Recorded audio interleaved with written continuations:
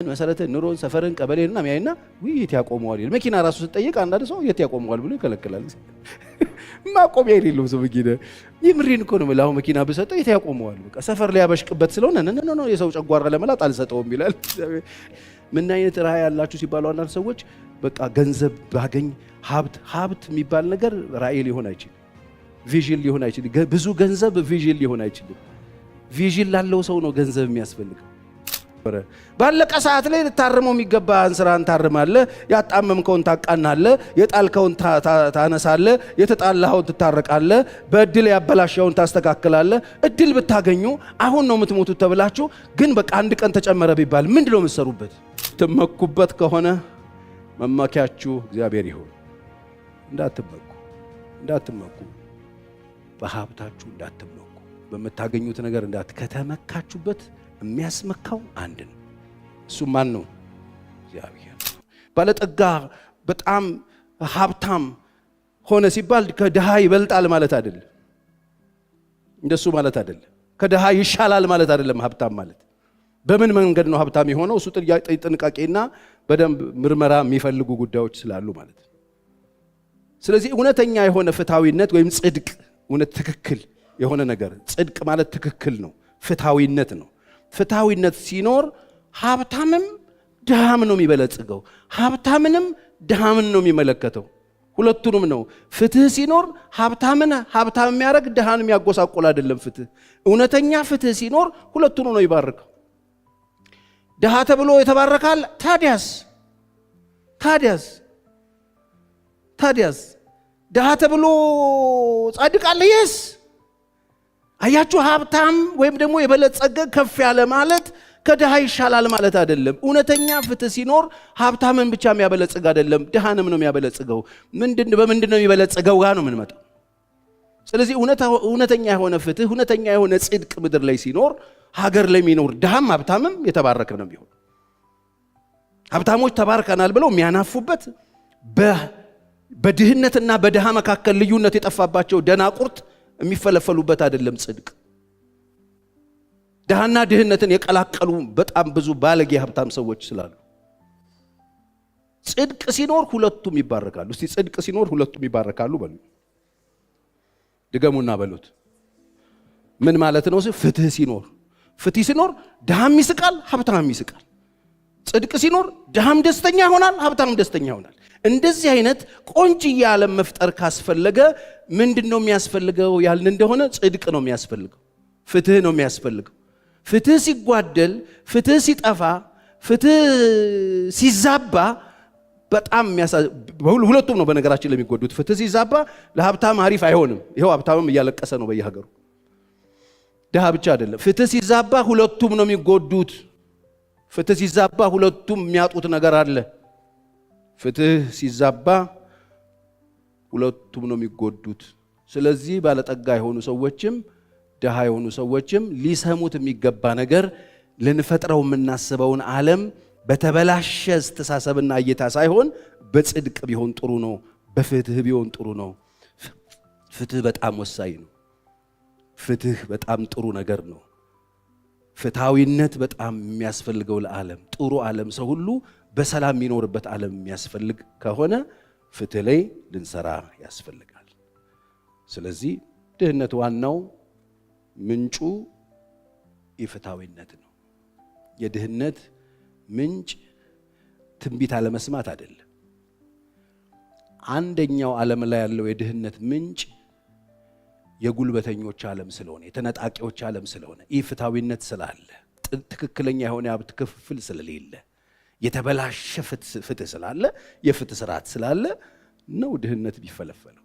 ድህነት ባለፈው ጊዜ ተናገር ያለው እዚህ ጋር ትእዛዝ ከመተላለፍ ጋር የመጣ ጉዳይ እንጂ ድሃ ስለሆንክ የተረገምክ ስለሆንክ ምናምን አይደለም። ኢፍትሃዊነት ስላለ፣ የተዛባ የጽድቅ ስርዓት ስላለ እሱ ነው ድህነትን። ስለዚህ እውነተኛ የሆነው የድህነት ምንጩ ኢፍትሃዊነት ነው። የተበላሸ ፍትህ ካለ ድህነት ይፈለፈላል። ለምን ከተባለ ባለጠግነት መዳረሻ ነው እንጂ ባለጠግነት ውጤት እንጂ መንገድ አይደለም። ብዙ ሰዎች እንደሱ ይመስላቸዋል።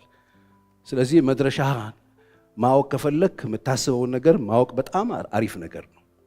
ብዙ ሰዎች ስለ ሀብት ሲያወሩ ሀብት ማማ ላይ መድረስ ስኬት ነው ብለው ያስባሉ። እንደሱ የሚባል ነገር በነገራችን ላይ ምን አይነት ራዕይ ያላችሁ ሲባሉ አንዳንድ ሰዎች በቃ ገንዘብ ባገኝ ሀብት የሚባል ነገር ራዕይ ሊሆን አይችልም፣ ቪዥን ሊሆን አይችልም። ብዙ ገንዘብ ቪዥን ሊሆን አይችልም። ቪዥን ላለው ሰው ነው ገንዘብ የሚያስፈልገው። ራዕይ ላለው ሰው ነው ገንዘብ የሚያስፈልገው እንጂ ገንዘብ በራሱ ራዕይ ሊሆን አይችልም። ገንዘብ የሚባል ራዕይ የለም። የተዛባ አስተሳሰብ ሲኖር እንደሱ ነው የምናስበው። ብዙ ገንዘብ የምትፈልግ ከሆነ ለምን ነው የምትፈልገው? ራዕይ ካለህ ነው እኮ ገንዘብ የሚያስፈልግ። ገንዘብ ለራዕይ እንጂ ገንዘብ የሚባል ራዕይ የለም። ገንዘብ ጋር ለመድረስ የሚባል ነገር የለም። ገንዘብ የሚያስፈልገን ራዕይ ሲኖረን ነው። ይሄንን በደንብ እንድታስታውሱ እፈልጋለሁ። ወገኔ ከብት እየቆጠርክ ተባርኪያለሁ ነው አትበለን። አንተ ደሃ አንተ ሀብታም አትበለን። የለም መንፈሳዊ ላም የለም፣ መንፈሳዊ ወርቅ የለም። ተባርካችኋል። እስቲ በደንብ አሜን በሉ። ተባርኪያለሁ፣ ተባርኪያለሁ። እስቲ በሉት ተባርኪ። ባዶነት እንዳይሰማችሁ፣ የበታችነት እንዳይሰማችሁ። ባለፈው እንደነገርኳችሁ አንቺ ቤተልሔም ደስ ይበልሽ የተባለችው እኮ ኢየሱስ ስለተገኘባት ነው። ኢየሱስ አለን፣ ሙሉ ነን። እስቲ በደንብ አሜን ጮክ በሉና ኢየሱስ አለኝ ሙሉ ነኝ በሉኝ እስቲ። አዎ በዚህ በሚቀረው ነገር አትመኩ ወገኖቼ። አያል በኃይሉ ሀብታምም በሀብቱ ጎበዝም በጉብዝናው አዋቂም በእውቀቱ ጠቢብም በጥበቡ ምን አይበል አይመካ። የሚመካ ቢኖር በማን ይመካ? የምትመኩበት ከሆነ መመኪያችሁ እግዚአብሔር ይሆን። እንዳትመኩ በሀብታችሁ እንዳትመኩ፣ በመታገኙት ነገር ከተመካችሁበት የሚያስመካው አንድ ነው። እሱ ማን ነው? እግዚአብሔር ነው። ምሳሌ 11:28 እንደዚህ ይላል፣ በባለጠግነቱ የሚተማመን ሰው ምን ይላል? ጮክ በሉና በሉልኝ፣ በሉት ጮክ በሉና ይወድቃል። በባለጠግነቱ የሚተማመን ሰው ይወድቃል። በባለጠግነቱ የሚያቀራራ ሰው ይወድቃል። በባለጠግነቱ የሚል ሰው ይወድቃል። በባለጠግነቱ በየከተማው የሚያናፋ ሰው ይወድቃል። በባለጠግነቱ ባለው ነገር፣ በቆለለው ነገር፣ በሲሚንቶ በድንጋይ በምናምን የሚመካ ሰው ይወድቃል። መጽሐፍ ነው የሚናገረው። ባለጠጎች ተራቡ ደኸዩ ይላል መጽሐፍ። ይወድቃል ነው የሚለው። ስለዚህ ትምክትህን አስተካክል። አጥርተህ እይ። የሰውነት መብራት አይናት። አይንህ ታማሚ ከሆነች ሰውነትህ ሁሉ የጨለመ ይሆናል ይላል። ይህ ማለት ስለ አስተሳሰብ ነው የሚያወራው። አስተሳሰብህን አስተካከል ነው የሚለው። አስተሳሰብህ ከተበላሸ ሁሉም ነገር ጨለማ ነው የሚለው። በባለጠግነቱ የሚተማመን ሰው ይወድቃል፣ ጻድቃን ግን እንደ ቅጠል ይለመልማል። ይለመልማሉ። ጻድቃን እነማን ናቸው? አቅም የሌላቸው እውነተኛ ፍትህ የእግዚአብሔር ፍትህ ውስጥ የሚኖሩ እግዚአብሔር አቅማቸው የሆነ እግዚአብሔር ጉልበቴ የሚሉ እግዚአብሔር አለቴ የሚሉ እግዚአብሔር ጉልበቴና አቅሜ ነህ የሚሉ እነሱ ይለመልማሉ ነው የሚለው መጽሐፍ። ወገኖቼ የምትተማመኑበት ሀብት ካለ ትወድቃላችሁ። ሀብት መጥፎ ነው አልኩኝ አላልክም? በሉኝ አላልኩም። በሱ ግን እንዳትመኩ። መጽሐፍ ቅዱስ አንደኛ ቆሮንቶስ ምዕራፍ 1 ቁጥር 29 ጳውሎስ ሲናገር ከ25 ቁጥር ጀምሮ ወንድሞቼ መጠራታችሁን ተመልከቱ አለ። ምንም ነገር ሌላ ነገር እዩ አላለን። ዘራችሁን እዩ አላለም። ትምህርታችሁን እዩ አላለም። አዋቂነታችሁን እዩ አላለም። ዕውቀታችሁን እዩ አላለም። ባክግራውንድ አላለም። መጠራታችሁን እዩ። ወገኖች የጠራን ማን ነው? መጠራታችሁን እዩ ብሎ እንዴት እንደ ሰው ጥበበኛ ያለው እንዳልተጠራ፣ ኃያላን እንዳልተጠሩ፣ ጠቢባን እንዳልተጠሩ፣ የዓለም ምናምንቴ እንደተጠራ፣ የዓለም የማይገባ ነገር እግዚአብሔር እንደመረጠ፣ ያልሆነ ነገር እንደመረጠ፣ ደካማውን ነገር እንደመረጠ ይነግረናል። አትሳሳቱ። በባለጠግነቱ የሚተማመን ሰው ይወድቃል። በባለጠግነቱ የሚያናፋ ሰው ይወድቃል። ዛሬ በጣም ያጋሉ ሰዎች አሉ፣ ያሞቁ ሰዎች አሉ። በሱ የሚተማመኑ በየትኛው በቃ በደረደሩት ነገር የሚተማመኑ፣ አካውንት ውስጥ ባስቀመጡት ነገር የሚተማመኑ፣ በቆለሉት ድንጋይ የሚተማመኑ፣ በሚነዷቸው መኪናዎች የሚተማመኑ፣ በወርቃቸው። የሚገርም ነው። ተው ወንድሜ፣ በሱ አትተማመን ነው የሚለው። ለምስ ትወድቃለህ ነው የሚለው መጽሐፍ። በአንድ ጀንበር ሰው ድሃ ይሆናል። ለመኑኝ፣ በአንድ ጀንበር ባዶ ይሆናል። አይደለም ግለሰብ ሀገር ባዶ ይሆናል። አይደለም አንድ ግለሰብ በአይን የማይታይ ባክቴሪያ አፈርድም የሚያገባው አንድ ግለሰብ አይደለም አንድ ሀገር ሀያል የሚባል ሀገር በአንድ ቀን ወደ ፍርስራሽ ክምርነት ሲቀየር እያየን ያለበት ዓለም ላይ ነው ያላችሁ። አትመኩ፣ ትወድቃላችሁ። ትዕቢት ውድቀት ነው የምትቀድም። ትዕቢት ሲመጣ ውድቀት ይቀድም። ዛሬ ብዙ ሰዎች ትዕቢት በጣም ያስፈራኛል። ኩራታቸው ያስፈራኛል። ሊተማመኑ የሚፈልጉበት ነገር ያስፈራኛል። አንዳንድ ሰው በገንዘቡ በጣም ሲተማመን ታዩታላችሁ። አንዳንድ ሰው በእውቀቱ በጣም እኮ የሚገርም ነገር ነው። እውቀት የሚባለው ነገር ምንድነው? እዚህ ማይን ጭንቅላት ውስጥ የሚገባ ነገር ነው አይደል? ይሄ ጭንቅላት የት ነው ያለው? የሆነ ሰውዬ ጋር ነው ያለው። ይሄ ጭንቅላትን ይዞ የሚንቀሳቀስበት ዓለም አለ። ወድቆች ጠርዝ ከመታችሁ ጭንቅላት ሎክ ሊያረግ እንደ ስማርትፎን ነው የሰው ጭንቅላት ሎክ ሊያረግ ይችላል። አይደለም የምታውቀውን ዕውቀት ስምህ ሊጠፋብህ ይችላል። እንዴት ነው በሱ የምትተማመነው? በአንድ ኮብልስቶን ወደ ዜሮ የሚጣፋ ማንነት ይዘህ እንዴት ነው የምትተማመነው? በአንድ ኮብልስቶን የሆነ ቅያስ ውስጥ ጠብቆ የሆነ ልጅ በኮብልስቶን እዚህ ላይ መታሃል፣ ዜሮ ትገባል። በሱ አትተማመን። በሀብታ አትተማመን። በቁንጅናቸው አትተማመኑ። የሚተማመኑ ሰዎች አሉ። በቁንጅናቸው እንደዚህ እያሉ ዳሌያቸውን የሚያሳዩ ሴቶች አሉ። እንደዚህ የሚል ወንድም አለ ተፈጥሯል። በጣም ብዙ ወንድ እና ምናምን እንዲህ አንተ ሰው ይሄድና ብሔራዊ ቲያትር ፊት ለፊት ከረምቡላ ቤት ሂድ። እዛ ውስጥ ያሉ የከተማ ትናንትና ጆሌዎች ናቸው። ሁሉም ሰብረው አለ። የፑል ድንጋይ እንትን ተደግፈው ቁጭ ብሎ ታገኘዋለህ። የትናንትና ቁንጅና ዛሬ የለም። አትተማመኑ። በውበት አትተማመኑ። በእውቀታችሁ አትተማመኑ። በሀብታችሁ አትተማመኑ። የምትመኩ ከሆነ የምትመኩበትን አንድ ብቻ፣ እሱም የሰራዊት ጌታ እግዚአብሔር ብቻ። እስቲ በደንብ አሜን በሉ። ስለዚህ በሀብት አትመካ። ለምን? ይወድቃል። በጠግነቱ የሚተማመሰው ይወድቃል። በቃ ዋስትና፣ ዘላቂ ዋስትናችን ሀብትም አይደለም፣ ብልጽግናችንም አይደለም፣ ኑሯችን አይደለም፣ ጤናችንም አይደለም፣ እግዚአብሔር ብቻ። ሲጮክ እጆቻችሁን አንሱና አስተማማኝ ዋስትናዬ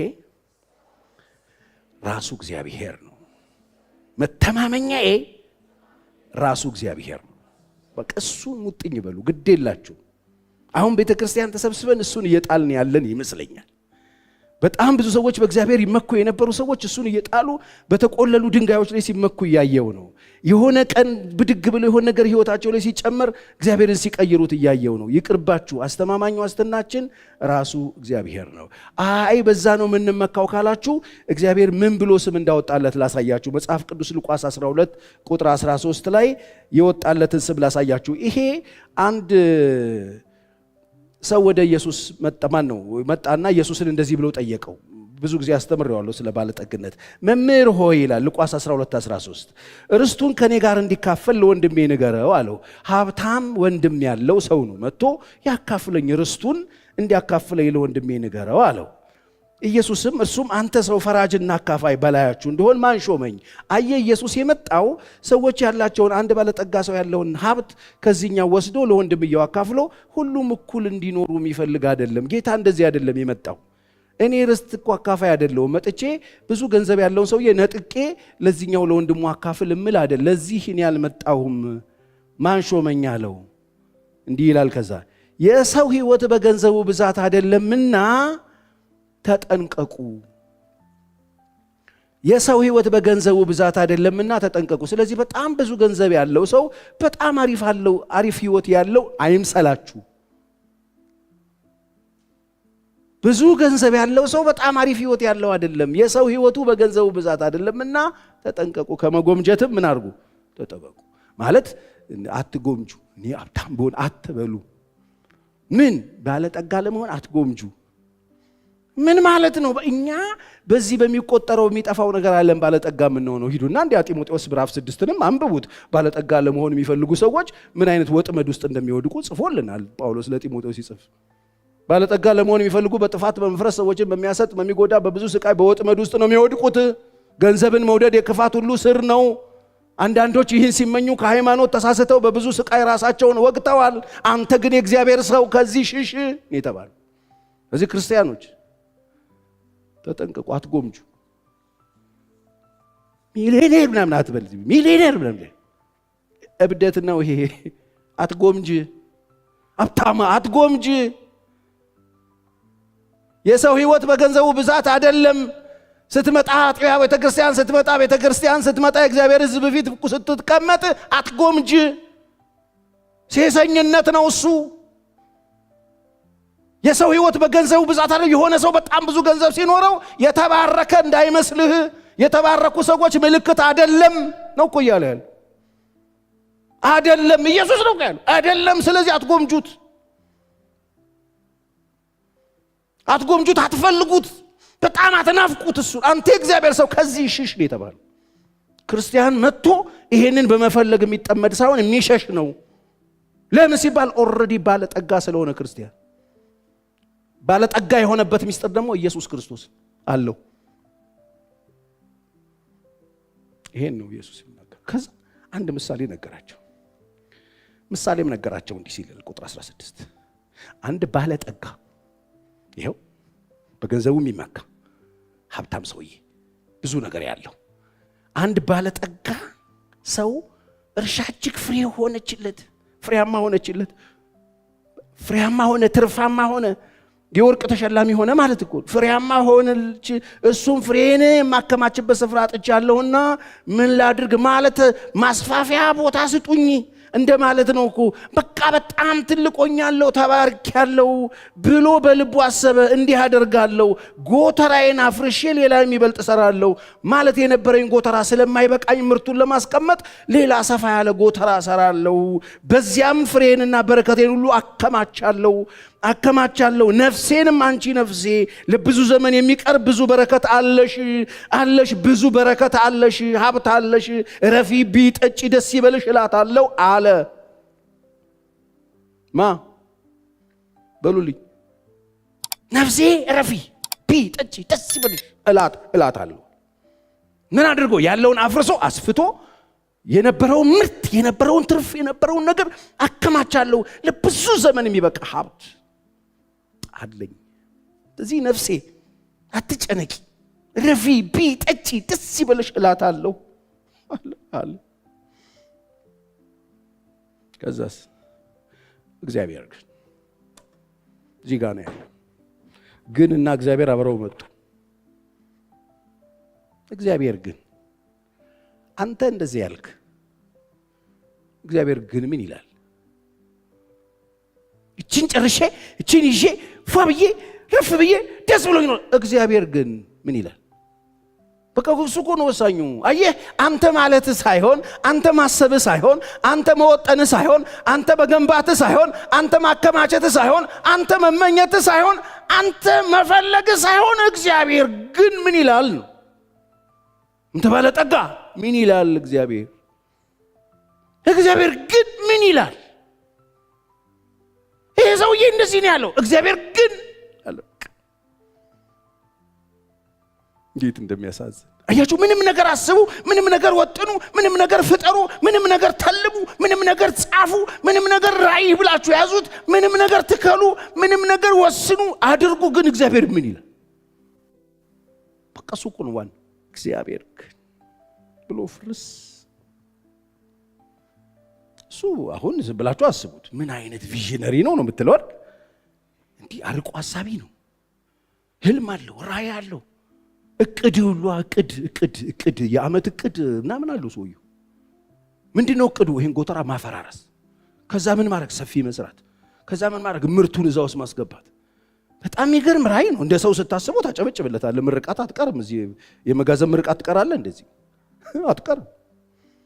የጎተራ ምርቃት እኮ ሰውየዋል። እግዚአብሔር ይሄን ሰውዬ ህዝብ ምን ይለዋል? ህዝብ የሚለው ባለጠጋ ምን ነው እሱም ባረገን አይደል?